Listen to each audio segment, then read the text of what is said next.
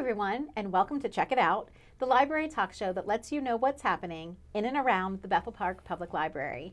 We're your hosts, Elaine Volpe and Christine McIntosh, and happy November to everyone. Yes. My favorite time of year has just passed, Halloween, and now we're looking forward to Thanksgiving. Yeah, it's we have a lot. Holidays are upon us. That's for sure. Oh, definitely. I know we always say this every year. It seems like it's getting earlier and earlier. Yeah. But I went to get last minute, candy for tonight, and I was lucky because Walmart still had a little bit of a display. But sure enough, all the Christmas stuff was already up too. Yeah, I went to Home Depot like the last week of October to see if they had any posable skeletons on clearance. No, there was nothing. They have all Christmas stuff stuff is already out.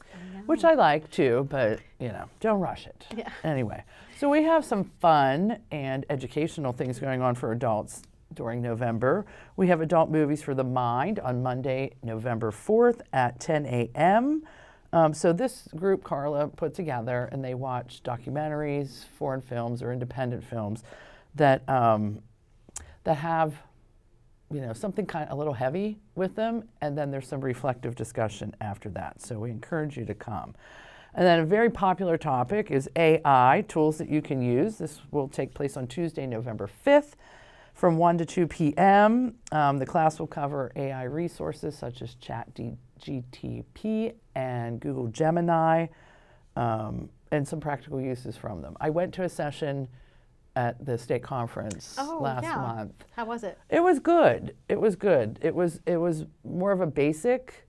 Now I want something a little more in depth. But this is kind of a basic, how to use these tools. And do you find that you use it a lot? I don't use it a lot, but there are times when I get stuck on something, and I'll just go into. I use Copilot, which is a Microsoft product, and I'll type in what are the benefits of a library being fine-free?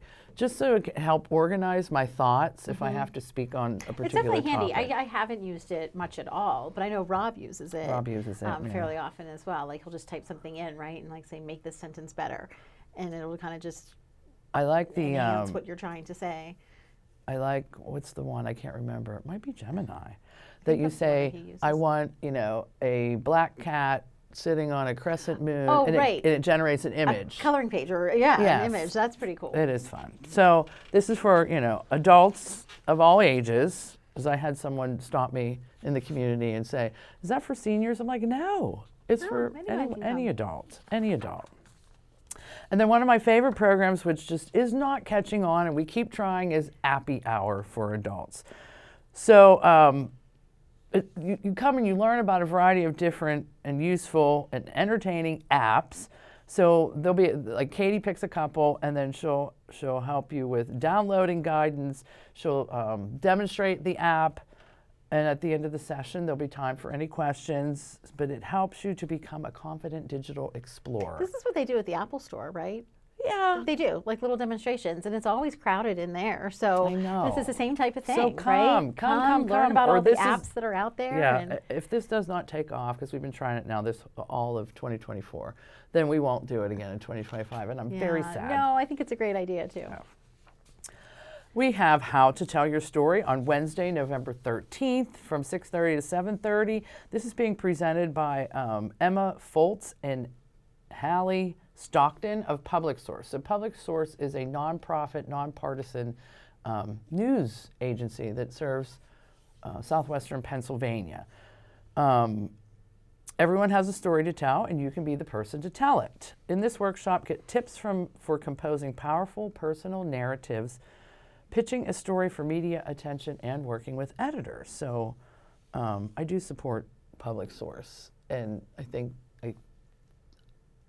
they do some real investigative reporting, and they hold our leaders accountable in Pittsburgh and Southwest PA.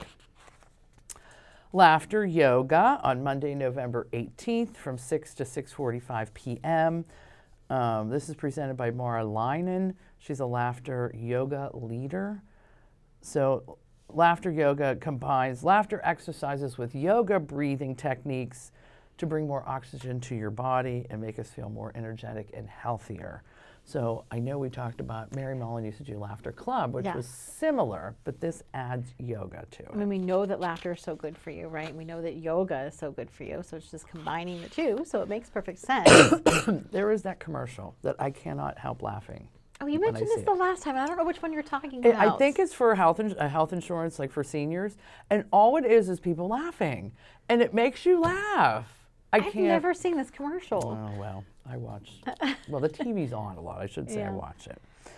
And then, so you're gonna kill me, but I have one more Christmas gift to buy. Only one? Well, I don't have a big family. And then you're done? Yeah, I have my husband, I have my mother, and Oh I my gosh. have my 3 nieces. That's all great nieces. That's all I have to buy for. That's good. And you're So, almost done. I'll have to get some ideas from you then. Okay, I'll give you some ideas. Yeah, I did some shopping on Prime days, Okay. and Well, that was smart. yeah, Get and the then- bargains, well, and right? then Bill's birthday is New Year's Eve, so then I already got him a birthday gift. So Yeah. I'm done. Now I want to Good for wrap you. them, but then I'll But forget. yes, I am a little jealous. I'll I'm not going forget. to kill you, but Yeah, I am. I didn't a mean little that jealous. literally, folks. But speaking of the holidays, I put together some newly published holiday romances that you might enjoy. So check this out. 'Tis the season for romance. Unwrap the magic of love under the mistletoe with these page-turning Christmas reads. Whether you're looking for a sweeping historical romance or a swoon-worthy contemporary novel, these festive tales are the perfect holiday treat. The Christmas Tree Farm by Melody Carlson. When Madison McDowell returns from several years teaching overseas, she has high hopes of running her family's Christmas tree farm in Oregon. But she finds the farm is in sad shape. And to top it off, her former high school flame, the now widowed Gavin Thompson, has plans to break Madison's heart again by turning his neighboring property into a dusty, noisy dirt bike track for his daughter. With the odds stacked against her, Madison digs in. It will take a ton of hard work and some help from an unlikely ally to save the farm she so dearly loves. An Ivy Hill Christmas by Julie Clausen. Richard Brockwell, the younger son of Ivy Hill's most prominent family, hasn't been home for Christmas in years. He prefers to live in his London townhouse, far away from the shadows of his past mistakes. But then his mother threatens to stop funding his carefree life unless he comes home for Christmas. Out of options, he sets out for Ivy Hill, planning to be back on a coach bound for London in his unencumbered bachelor life as soon as the festivities are over. But Christmas in the country presents unforeseen surprises, including encounters with an orphaned apprentice, the first love he disappointed years ago, and Arabella Audrey, a young lady who is far more appealing than he recalled, and determined to have nothing to do with him. Will Christmas time in Ivy Hill, with its village charm, kissing boughs, joyous songs, and divine hope, work its magic in his heart and in hers as well? All's Fair in Love and Christmas by Sarah Monson. Jeremy Fletcher's life is meticulously planned out, including how to win this year's promotion at work. Not only will the new position fulfill some of his career goals, but as a single guardian to his twin niece and nephew, he needs the salary increase to support his family. Jeremy has barely noticed Mackenzie Graham around the office, but now that she's his rival, he can't stop thinking about her. Her quirkiness intrigues him, and he's afraid that if he can't get his head on straight, the promotion isn't the only thing he'll end up losing to Mackenzie. Christmas at Sugar Plum Manor by Rosanna M. White. Cyril Lightbourne has long avoided returning to Plumford Manor, yet he reluctantly arrives in time for Christmas. When his friendship with Lady Maria reignites, he finds himself caught between his affection for her and her family's misunderstanding of his attachment to Lady Pearl. Then, more trouble arrives in the form of a Danish lord on a mission to win Maria's hand by Christmas. Will the magic of the holiday season help lead to the discovery of true love? Or will duty to country leave all longing for what could have been? Meddling with Mistletoe by Liz Johnson. Whitney Garrett is preparing to enter culinary school in the spring, but first she has to sell enough homemade pies at the local Christmas market to pay her tuition. When her oven breaks, Whitney asks Marie Sloan, proprietor of the Red Door Inn, if she can use the inn's kitchen to keep up with her orders. Marie agrees with a catch.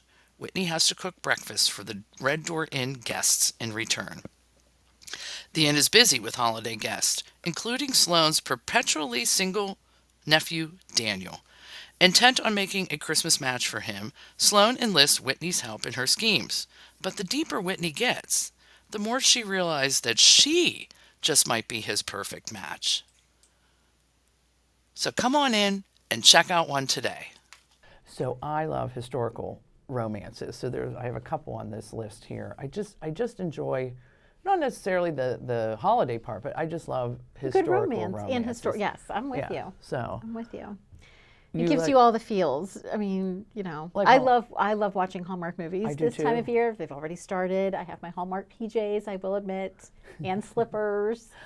They were a gift last year. So I love, curling up on the weekends and watching a good Hallmark movie. I But this do. is like, a Hallmark movie, like you said, kind of for They the mind. feel, It's- yes, it's a Hallmark movie for the mind. Yeah, I mean, you're not like a Hallmark movie. They're kind of predictable. Sure.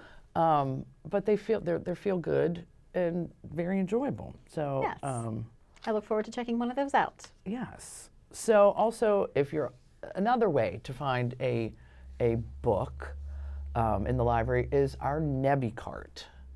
Oh, yes, this is fairly new. We have a Nebby Cart. We've had it since the summer. This was Rachel's idea. So all the Nebby Cart is, it's over by the new book shelving that we have. There's a cart at the end called the Nebby Cart. So if you're nosy and want to see what other people have been reading, these are recently returned items. So they're items that were returned like that morning. And they will stay out that day. And then tomorrow there's a new cart of Nebby books. The Nebby Cart has new books I love on the it. idea. So we love it. People seem to love it. In fact, when we had trick-or-treaters in, the grandma and a mom of one of the trick-or-treaters Aw, at the library stopped to look at the cart? stopped and said, "Mom, this is what I was talking about. That's the Nebby Cart." And she was like, oh, I need to love come it. back. Yeah. I love it. So check out our Nebby Cart. And that's what's happening over in the adult departments. Okay, so on the children's side, November is a slower time for us. We're taking our break from our weekly story times.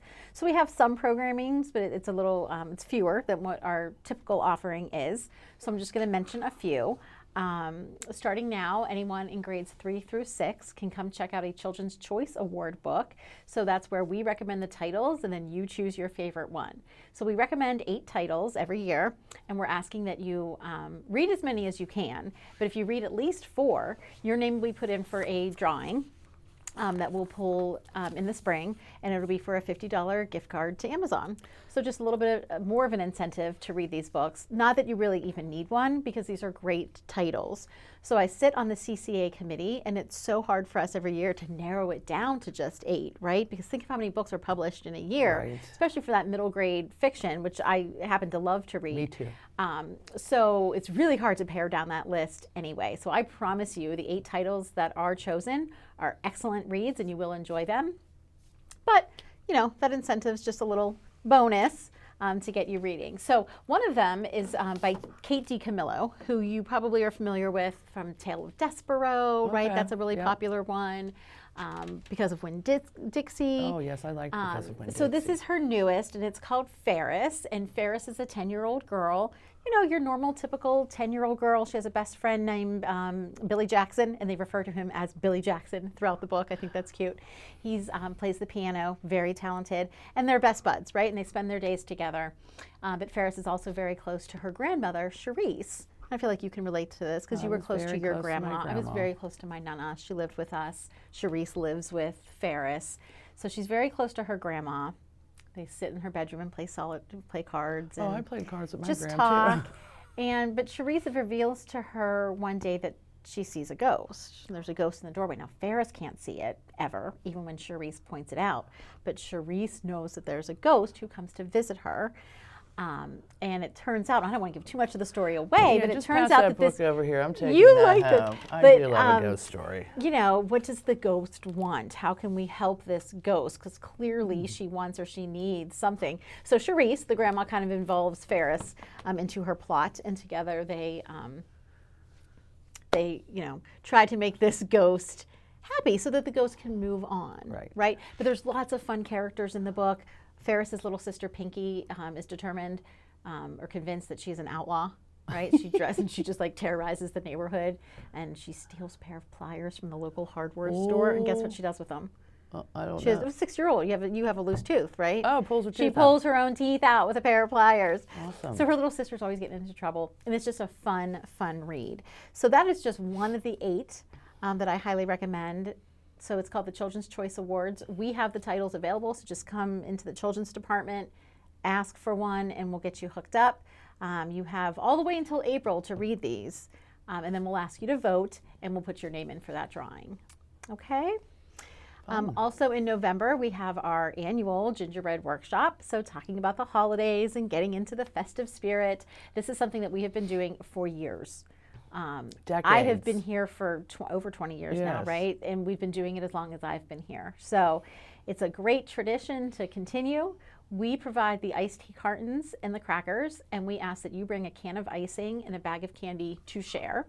And you just get to decorate a gingerbread house to take home. And I think they make wonderful decorations. They do. If you bring your whole family, you have 4 or 5 houses to put wherever you'd I have a like little on display village. in your house, a little village, yes. And it's just a fun way to get into the holiday spirit. So that's happening on Saturday, November 30th from 1 to 3 p.m. It's a drop-in. You don't have to be here for 2 hours. It's just come between the hours of 1 and 3 and make yourself a gingerbread house. It's always popular. It really is. For our teens, our next TAB meeting, which stands for Teen Advisory Board, is taking place on November 14th at 5 p.m. And this is just an opportunity for you to come and meet other volunteers if you are new to TAB. We're always looking for new teen volunteers, or just if you've been a member, just to come and kind of hang out. And this is the time that you share your best ideas with us, because we want to hear from you, not only on what you want to see offered as programming, but maybe you have a great idea for little kids that you could help Plan and design, execute, plan, and right. execute that program. We are always looking for that type of help as well. So please consider joining the Teen Advisory Board. It's for anyone in grade 7 and up. And those volunteer hours, you always need them, and they always look good. It's always just great to have that experience. And we appreciate your help for sure. Absolutely.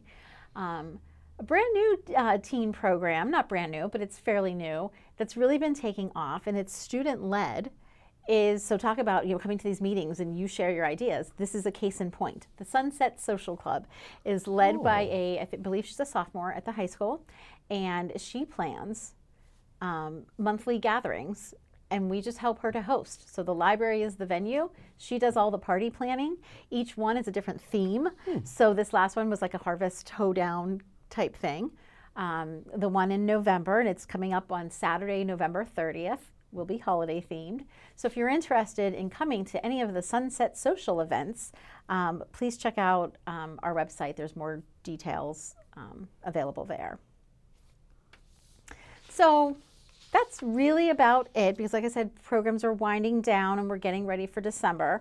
But just because we don't have as many programs being offered, it doesn't mean you can't still come and visit us, right? We have a beautiful family play space that we are very proud of, that we change out monthly, and it is a great place to just come and spend time with your little ones. I love the quote, it's a Fred Rogers quote, play is often talked about as if it were a relief from serious learning. But for children, play is serious learning, right? There is so much value in play. It's actually essential to the development of a child. They practice playing, like when we talk about dramatic play, they're trying out different social roles, right? Physical development takes place. You talk about all those fine and large motor skills that are enhanced through play. And then just, learning patience and cooperation when you're playing with others in the play area, and sharing, which is so, huge. And just all this wonderful exploration that takes place. It is very, very valuable. And one of my staff, actually, I think it was Miss Dawn, found this. It's from the Institute for Learning and Brain Sciences. And I'm actually going to make a copy to put in the play area because I think it is so valuable. But I thought we could just kind of highlight a few here on today's show. It's the ABCs of play. And it just kind of tells you more about why play is so very important. So why don't you pick just 3 random letters, and I'll just read 3 of them out of the 26. Okay, I will pick B. Okay, B. It's biology. Play is fundamental to development. Almost all mammals play. Researchers think that play helps animals, humans too, to be flexible, creative, and adaptable in a changing world. That's so true. My cats, even they're Right. old. They're almost 17. Yes. They still play. Not And as they need much, to play. but they do play with me Yeah. and with each other. Absolutely. Pick another letter. Okay, let's go D. D. D is for dramatic play. Yay. Dramatic play supports learning across domains, including social and emotional growth and early literacy skills. When children play and act out roles, they explore identities, their own and others. And research shows that when children act out a story after they listen to it, they tend to remember it better. That makes sense. And that's just so, I mean, I was so into dramatic play Oh, when I me was younger, too. right? I don't know if school or restaurant, School, it was restaurant, more my office. favorite. Yeah. Oh, even office worker, Oh, yeah. yeah. Oh, But yeah, I and it's loved it. so neat. I've said this before, but I have the best view, and I Yes, can you hear do. from where my office is in relation to the play area, and I hear the best conversations. Right? Kids playing house, kids playing restaurant, kids, taking trips on the train. It's the best, and it is so important. Okay, pick one more letter, Miss Christine. V. V, going towards the end of the alphabet. Yes. Okay. This is a good one. Okay. V, variety, not volume. Children don't need many toys to engage in high quality play. Research indicates that with fewer options, children are more likely to be creative and spend longer periods engaged in high quality play. Providing a variety of open-ended materials supports play better than a large quantity of toys. And we learned this at Family Place Training. Yes. Remember? Don't put out too much. And don't put out too much. And keep them like blocks and shapes. Stay and- away from the battery-operated toys. Or- not that they're all bad, and we all have them, but like course. really, the simpler The the better. toy, the better the learning. And that's why I don't like that Lego has gone to kits. Yes, It's a prescribed end product, and I don't. I agree with you there. Now, when we offer Lego Club, which we're going to offer Sundays in January, it will just be free build. We're not going to have the kits. It's just We had Legos. Come build with your creative So mind. much fun. We had so much fun building Legos when we with Lego bricks. I guess I'm supposed to say when I was little. And my nephew Eric and his wife Andrea have McKenna, who's a year old, and she's like, do not buy her toys. She has a few things at home, and the girl loves to play with a water bottle. You know, Right? she likes to Or an squeeze empty it. cardboard box. Yeah. So she's like, please don't buy her gifts, toys. Yeah. You know. So yeah. Yeah, I like that. Cool. So anyway, again, I will print this and keep copies of it in our play area, but I think it's so very important. So I hope you stop in to play with us, to say hello, and then more of our regular programming will start back up in December. So go ahead. I was going to say, I have a couple announcements. Okay. The library is closed on Monday, November 11th for Veterans Day. And don't forget to vote on Tuesday, November 5th. Important. Very important. And then for the Thanksgiving holiday, the library closes at 5 o'clock on Wednesday before. So it's Wednesday, November 27th. And then we will be closed on Thursday, November 28th. But we'll see you Friday morning at 10 a.m. And we always have the best, what's that, Black Friday sale. Everything's free. So come on. I love it. So true. The only thing that I wanted to do is I've been highlighting a different book on the show each month. So if we have a little bit of time, I wanted to highlight this nonfiction one called Mistakes That Worked. So one of the kids that I sometimes hang out with, he's older so I can't say babysit anymore, he had this book at home and I loved it. So I came back and ordered it the next day. That is something that I would have picked up as a kid, and frankly, I would pick up now. Yeah, mistakes that worked, right? So we talk about serendipity. All of the inventions in this book were happened upon by mistake. So I'm just going to like randomly thumb to one Okay. and I'll read you. Okay, chocolate chip cookies. Oh, yeah. Okay. George Washington never tasted one. Neither did Ben Franklin, Abraham Lincoln, nor Mark Twain. Unfortunately, they died before chocolate chip cookies were invented. Thanks to Ruth Wakefield, chocolate chip cookies were invented in 1930 and are available all over America today. Now it goes on, and it gives the recipe, and I don't want to read all of it, but Wakefield did not plan to invent a cookie that would become today's favorite. Really, chocolate chip, I would say, Yes. is the most popular cookie today. She was busy with chores of running the Toll House Inn, located on the Oh. Toll Road between Boston and New Bedford, Massachusetts. So that's why they're Okay. Toll House cookies? Oh, While mixing a batch of cookies, Wakefield discovered she was out of baker's chocolate. So as a substitute, she broke some semi-sweetened chocolate into small pieces and just added them to the dough. right? She was just trying to like find a substitute because she ran out of this key ingredient. She expected the chocolate bits to melt and the dough to absorb them, producing chocolate cookies, but the semi-sweet chips didn't melt. They Isn't just that stayed in interesting? there. So there was, yeah, And chocolate she's chip probably like, cookies. well, I can't make another batch. Let's put them out and see what happens. And look And at voila. that. Yeah, That's but really cool. all of the ones in here are just so interesting. So we now have this in our collection. It has been cataloged, Mistakes That Work, 40 Familiar Inventions and How They Came to Be. Interesting. Yeah, you would like this one too. I might Yes. want to pass that one down to Okay, you too. Thank you. I'm getting quite a stack. Yeah, but yeah, that's it for the children's side. We That's it. I've said my announcements. So yeah, we look forward to seeing you soon, and we'll be back in December. So as always, if there's any questions that you have about any of the things that we talked about on today's show, or if you want further details, more information, well, you know what to do. Go ahead and give us a call, visit our fabulous website. or better yet, stop in and see us in person. See you soon, everyone.